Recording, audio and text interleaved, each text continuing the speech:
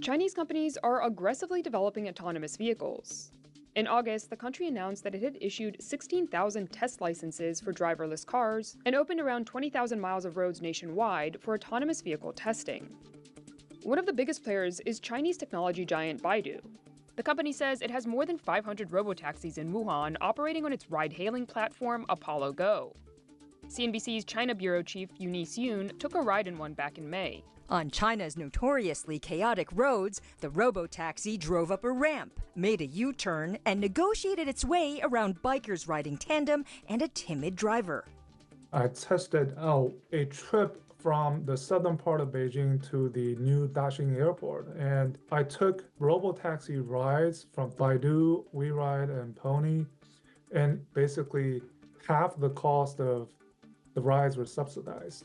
But China-linked autonomous vehicle companies have also quietly been testing their technology on U.S. streets. China had carte blanche. Chinese companies came in here into California, which they feel is sort of a second home, with complete freedom to develop, engineer, test their cars on California roads for years. So it's not particularly surprising to me that somebody would be trying to test autonomous vehicles, especially in California. If I'm not mistaken, I think other companies, especially like tech companies that started in like Silicon Valley, like Google or Uber, for instance, I think did a lot of lobbying and work to allow for autonomous vehicles to be used on the roads in order to support themselves to be able to use it. And so it makes sense that you would, if you're entering this business, that you would test in an environment that has already been made conducive for testing of your product by other entities. So maybe they'll get into more elaborately on specifically why US versus like testing in their own country. But that would be something that immediately stands out, which is like this is not something that was initially legalized everywhere in America or maybe even in other countries. So this might just be an easy way where they have more leverage, either in US versus their own country, or maybe even in California specifically versus the particular area the company is in. So that certainly stands out to me as a potential reason for this phenomenon. Then about a couple of years ago, the Department of Commerce discovered this was going on and said, wait a second, this could be a national security risk. So they started to investigate, ask questions. In September, the Biden administration proposed a ban on Chinese and Russian connected vehicles. Cars aren't steel on wheels anymore. It's like a computer on wheels. There's a huge amount of data. They just think about it, where you go, where your kids go, where your house is, where your doctors are, all of that data being sent back to the PRC or the Chinese military. It's just a risk that we decided we couldn't handle. CNBC wanted to learn more about what these companies were doing on California's roads and what impact the increased scrutiny around Chinese connected vehicles could mean for the industry in the future. That makes sense. This seems to be going more towards not necessarily explaining why China is doing this, but potentially discussing the implications. That is a good point that they have already brought up, which is in order for a car to be autonomous, like you can even see in this example right now, there's like cameras, usually many cameras on the vehicle itself, kind of recording everything that's going on around it. So obviously, as a particular country, you're going to likely be hesitant to a foreign country having potentially many vehicles with maybe dozens of cameras on each of them, seeing real time what's happening in any particular location. Like I could see that being something of concern for the government. Like what happens if a car drives by like a government building or a military base? Like they're going to be able to get information that they wouldn't necessarily be able to get like from a satellite, for instance, as well as some of that personal data of the individuals who are using these services. So it definitely brings up a interesting point to discuss and figure out how these things can be balanced with the risk and reward. Chinese autonomous vehicle companies have had a presence in the United States for nearly a decade. The very first time I came upon the Chinese autonomous vehicle industry was right here in California. I was in Silicon Valley, invited by Baidu, which is the Google of China, to attend a major event to launch the opening of a new brand called Baidu Apollo. And they would be doing testing, extensive testing in California, so that in the future, they would be able to deploy Baidu vehicles both in the United States and in China. This was back in 2016. The push into the US was part of a broader Chinese plan to make the country a world leader in critical technologies. They were part of a larger initiative that was Xi Jinping, China's leader, and his top lieutenant saying, hey, by 2025, China wants to be the global leader in next generation technologies. That includes electric vehicles, batteries, AI, chips, and autonomous vehicles. Well, when entrepreneurs on the ground in China got word about this blueprint, they started to race around and say, we'll be at the forefront of that. And Baidu was the leader, but there were other companies that quickly followed. Since several China-linked companies have established research labs in the US and have been granted licenses by California's Department of Motor Vehicles to test their autonomous vehicle technology. China-linked firms Didi, WeRide, Pony AI, Baidu, and AutoX all have offices in Northern California, right alongside many US autonomous car outfits.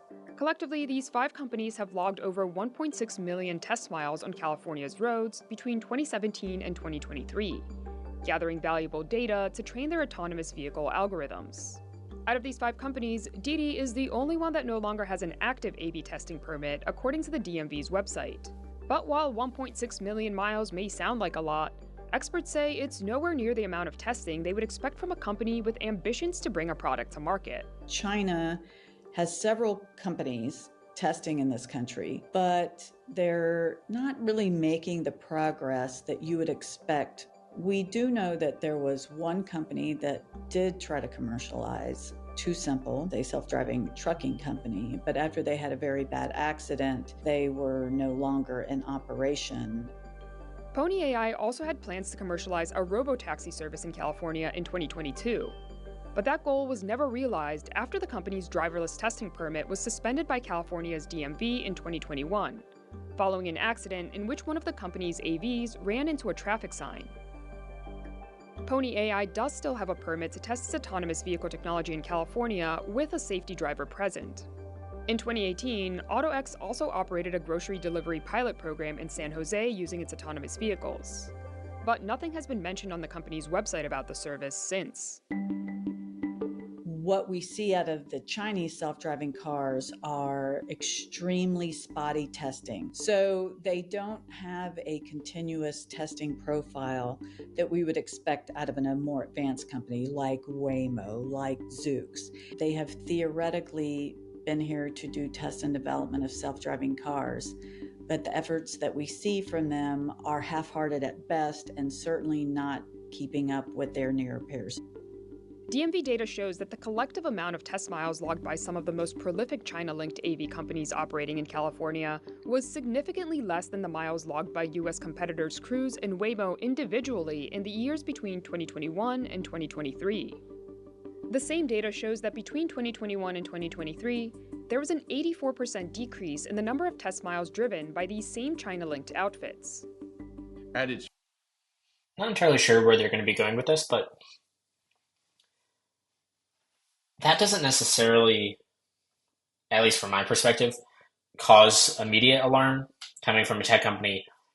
Usually you invest most of your R&D and other efforts in your local country.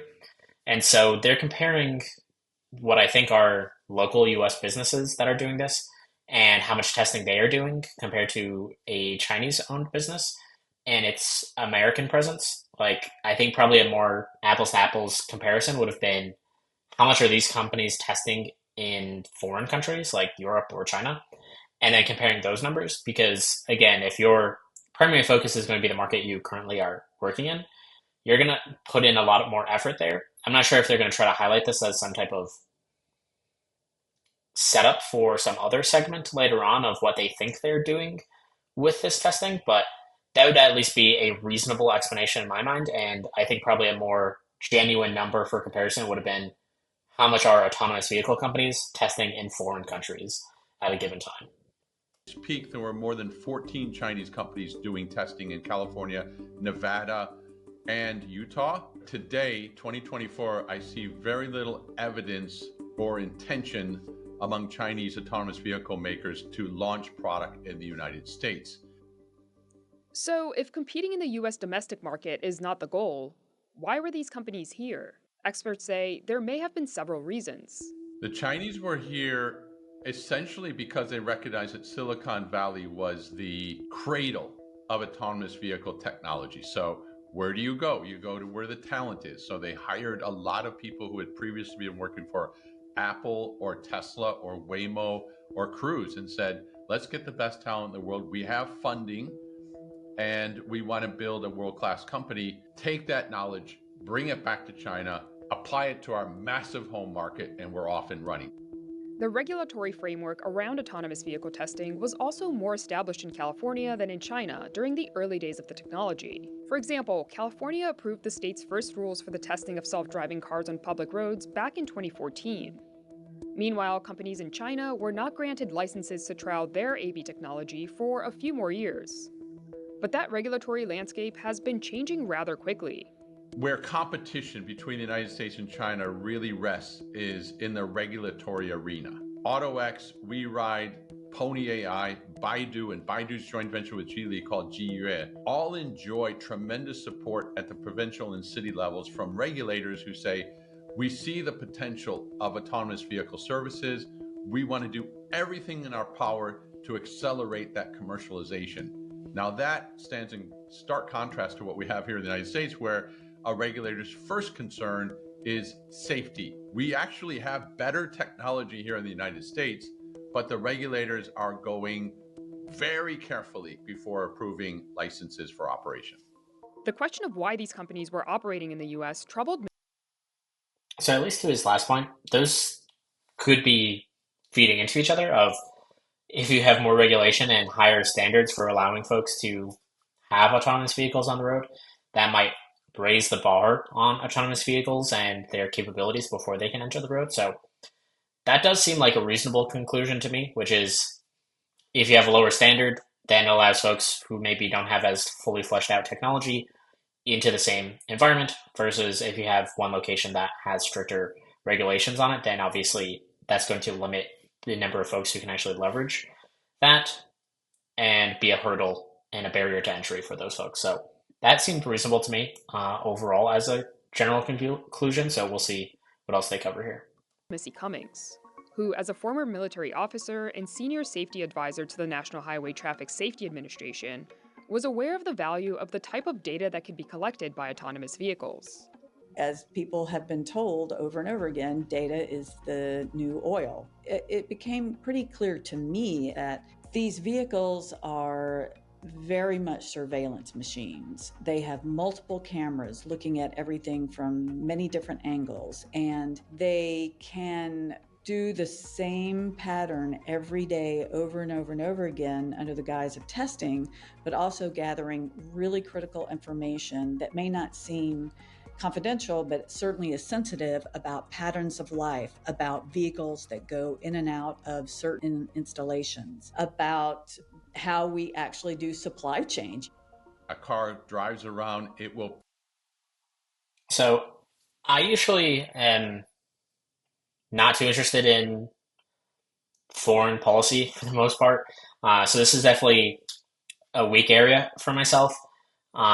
I guess generally my initial reaction is skepticism to this. I think they did just highlight this person is from like the military, I believe it was. And so this might be a situation where if you're a hammer, everything's going to look like a nail to you. And that seems like a fairly pessimistic view. I don't want to say that that's not what's happening. But it's interesting that this is the lens that they're taking for this segment. We'll see if they have evidence that backs this. But even if surveillance, like for myself, if I'm thinking through it, if surveillance is their ultimate goal, arguably wouldn't they be investing more time in trying to drive more hours with vehicles so that way they could have more data in a broader swath of locations that they could pull information off of? And like, why wouldn't they want to be in as many locations as possible and not just like California? So I don't know, maybe that's the ingenious part of it is that they're trying to limit it to a particular area and not trying to be too obvious, I guess, but it is coming across a little bit conspiracy theorist to me at this point in time.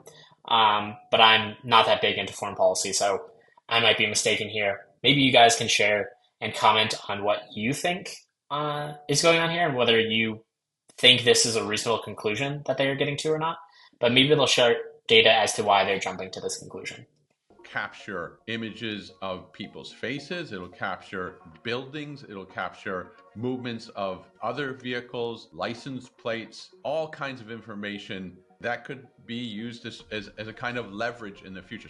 Probably the single biggest risk, of course, is that those vehicles could be remotely crippled or, made to suddenly take off into an intersection randomly, spontaneously at a moment's notice, and no one would quite know what happened or why. I do think people need to recognize that it's not any one piece of information that any one drive-by of a car is probably going to be useful in some kind of cyber attack or malicious use of this data. It's actually learning about patterns of life through repetition in data collection, because you don't know that an attack on a port, for example, wasn't somehow tied back to the data that was gathered in these systems. Representative Mark Vesey of Texas is also concerned. Last year, he and 3 other representatives wrote a letter to the Biden administration warning of the dangers that Chinese autonomous vehicles operating in the U.S. pose in terms of national security and competitiveness, and urging the government to act.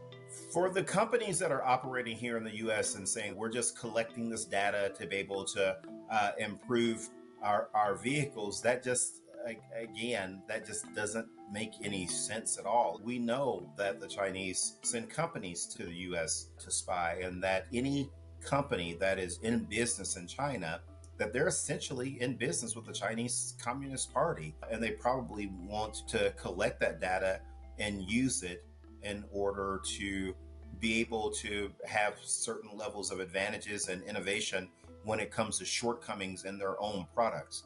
Still, Dunn points out that what these companies were doing was in no way illegal. When it comes to where that data that was collected by Chinese companies in California went, nobody's talking. There's no smoking gun, and we'll likely never know. But realistically, their whole purpose here was to accumulate experience and learning and hire talent and create coding. And naturally, that knowledge would have transferred back to headquarters. And at the time, there were not constraints to that. There weren't any legal prohibitions. Why not send it back to China? Of course we're going to do that. So everything that he said was actually pretty reasonable to me. Again, this might be like a when you're a hammer, everything's a nail situation, but I guess potentially good for us and our country. I'm not in charge of any defense for the country, as maybe I'd be too gullible potentially or trusting of other individuals.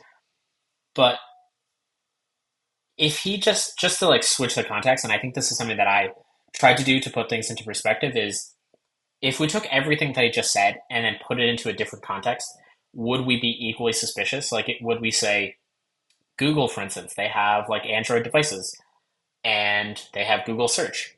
Of course, they are trying to get the best talent wherever they are. They're trying to gain knowledge and gain a competitive edge as a business.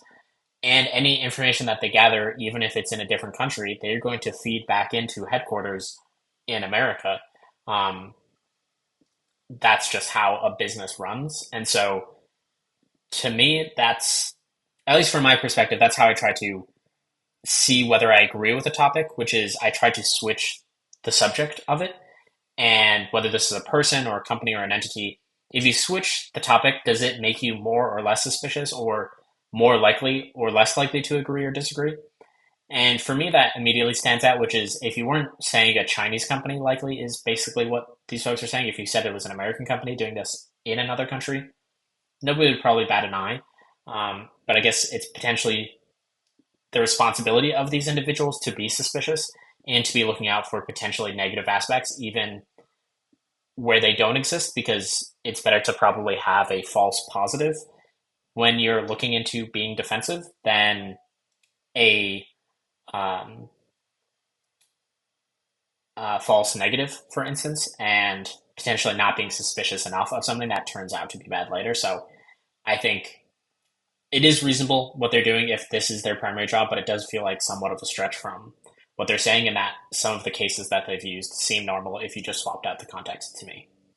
In an email to CNBC, California's DMV said that it didn't treat Chinese companies any differently than any other companies when it came to granting them licenses to test their autonomous vehicles. When a company from any country wants to get a permit in the state of California, they just fill out some paperwork, pay a tiny bit of money, and then they're allowed to drive. So there's no restrictions, and there's no post supervision, meaning nobody's checking to see what anybody is doing with their data.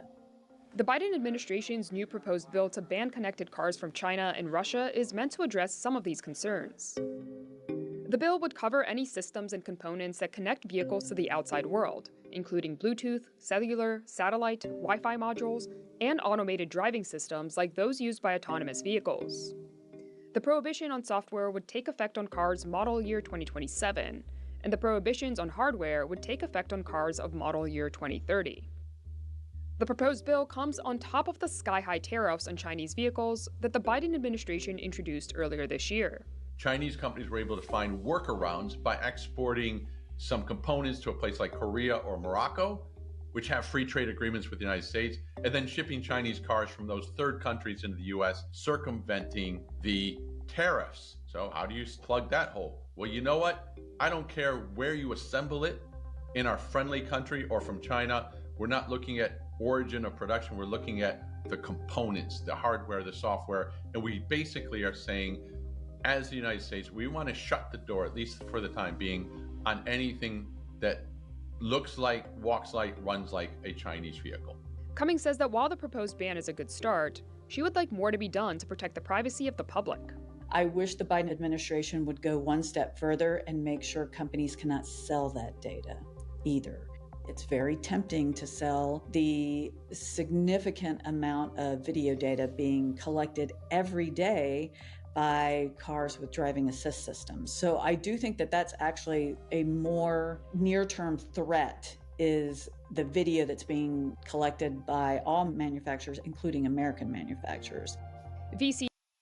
Yeah, this feels a little bit of like burying the lead, I guess, but this sounds way more concerning to me personally, which is assuming that Google, for instance, or any company, really, regardless of the originating country, if they can gather all this data, like as they highlighted, there's so much more data from a Google or a Waymo or some other company.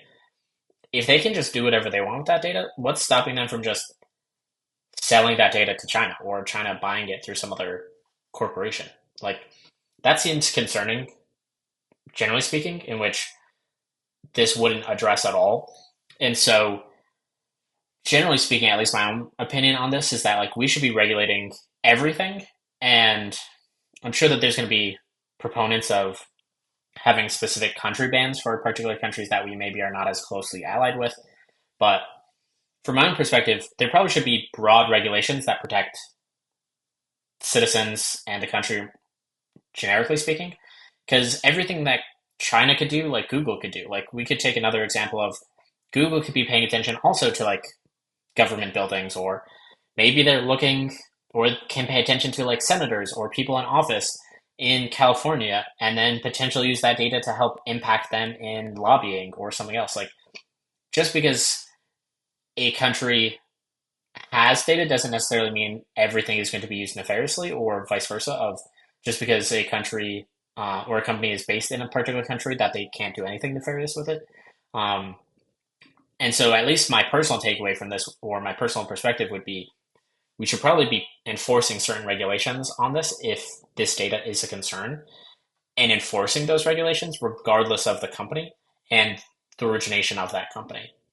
He agrees that guardrails are needed and says we should take note of how China has treated American companies wishing to test in their country. If it wasn't that big of a deal, they would be letting us collect this same data on Chinese roads, but they're not allowing any testing to take place on their roads. But not everyone agrees with the proposed ban. Lei Xing has been covering the Chinese auto market for over 20 years and worries that the ban may stifle the progress of autonomous vehicle technology. The amount of data that these sensors collect is pretty significant. But to me, this threat is certainly politicized because unless you have these sensors that collect information, we couldn't have the progress and the utilization of AI for these autonomous driving to go forward. Still, China has been much stricter than the US about foreign companies operating on its roads. The country heavily regulates the use of high-resolution maps and data, which are necessary for driverless systems, due to national security concerns. Currently, no foreign firm is qualified for mapping in China. It's a hurdle that Tesla, which sells and manufactures some of its electric vehicles in China, has been dealing with. In April, Tesla CEO Elon Musk reportedly scored a deal with Chinese tech giant Baidu that would give Tesla access to Baidu's high-resolution mapping and navigation technology for Tesla's full self-driving suite of driver assistance features. Do we see Waymo there? No. Do we see Cruise there? No. Do we see Zoox there? No. They've looked at it, looked again, said, we can't get the permits to get going. That's their conclusion right now, and for the time being, and for the foreseeable future. CNBC reached out to Didi, Baidu, AutoX, Pony AI, and WeRide to ask them what they thought of the proposed ban and how it might affect their operations. Baidu and Pony AI declined to comment, while Didi, AutoX, and WeRide did not respond to CNBC's request. Still, as tensions between China and the US rise, Dunn says that the US could be in a better position than China. Waymo, Cruise, Zoox, the leaders here in the United States, their single biggest impediment to growth is getting the technology right so it's safe enough that regulators approve so they can expand. So there's massive market opportunity here in the United States. They don't need to go to China, nor do they need to source their technologies from China. They can do it here on their own. Many Chinese autonomous vehicle companies do rely on chips and technologies from likes of NVIDIA and Qualcomm. And should those sources be cut off, that would definitely hamper China's ability to compete with the leaders here in the United States. China has been hedging against this. The country has begun producing its own semiconductors after the US banned the export of the country's most advanced chips to China in 2022. Many questions remain about what the proposed ban on Chinese connected vehicles will mean for the Chinese companies already operating in the US, and the implications it will have on the broader autonomous vehicle market. In an emailed statement to CNBC, a California DMV spokesperson said that the agency is aware of the proposed ban on Chinese connected vehicles and would update its regulations accordingly for the affected companies testing in the state, should the law be passed. They'd have to do a complete rethink of their business and say, well, if we're an American company incorporated here as a subsidiary of a Chinese company, are we still considered Chinese? That's their hope, that they qualify as an American. But I think, where are we going with this whole thing? It looks like the world is bifurcating into two camps, the China plus camp and the America/Western camp. And when it comes to future technologies, whether it's chips or autonomous vehicles or electric vehicles, the trend seems to be that each of those two power bases would like to design, engineer, develop its own systems so that it's independently capable and not reliant or vulnerable to the other side. Signs of Chinese autonomous vehicle players pulling back from the US are already apparent. Global ride-hailing giant Didi now saying it will delist from the New York Stock Exchange less than 6 months after going public. In August, WeRide also announced that it would delay a planned US IPO. It's a week-to-week thing with regards to the fate of Chinese companies trying to IPO in New York. 10 years ago is automatic. Today, it's really up in the air in terms of approvals on both sides of the Pacific. Complicating matters further is the question of what will happen to the relationship between American and Chinese companies who already partner on autonomous vehicle technology. Take Waymo, for example, which partnered with Geely Zeekr, a Chinese EV manufacturer, for its 6th-generation robotaxi. More recently, Waymo also announced that it would partner with Korean automaker Hyundai for some of its robotaxis, leading some to wonder if Waymo was hedging its bets. In an emailed statement to CNBC, a Waymo spokesperson said the company's partnership with Zeekr remains unchanged. The ban could also impact consumers, since some vehicles sold in the US are assembled in China. The US Department of Commerce said that US automakers may be less competitive in the global market because of the relatively higher prices of their vehicles. It estimated that approximately 1,700 to 26,000 fewer vehicles would be sold annually in the US because of the rule. It's in the best interest of the multinational companies from their perspective to be able to source from the cheapest companies, to have the relationship. So I get that, but it is not in our national interest that these companies be allowed to share data with companies that definitely have a direct link right back to the Chinese government. VC says perhaps there's a middle ground. I'm not saying that we shouldn't team up with China. I'm saying that we have to have very strict rules on how we deal with the Chinese Communist Party on each and everything that we do, but particularly something like autonomous vehicles, because again, they've just proved themselves over and over to not be honest brokers when it comes to anything around the issue of trade or commercial products. At least for the near future, Dunn says we should expect autonomous car players to focus on their home markets. Look for the United States, companies here, American Autonomous Vehicle, to really focus on the US. After all, it's the most lucrative market in the world. And by the looks of it, they'll enjoy some protection from Chinese competition for years to come too. On the Chinese side, similar story. They're going to grow and prosper at home, and then look for the Chinese to begin to extend their AV applications to friendly countries in Southeast Asia, maybe South America, possibly the Middle East. There's a recognition, oh, we had a nice run in the United States, we learned a lot, but from here forward, maybe we have enough that we can build our own innovation inside China.